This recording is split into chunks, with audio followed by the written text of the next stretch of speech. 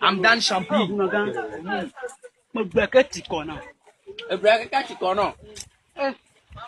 Ngima poga. Akpoga. Oh, manoge. Agole Hunaji. Unogala. Manoge. Unogan. Okay. Obi akpoga. Apogala.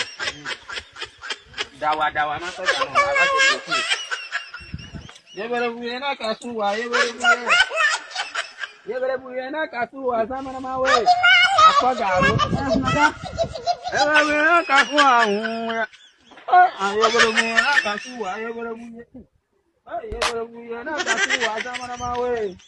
Sama na mawe na kasuwa. Ebe akpoga. Unogan.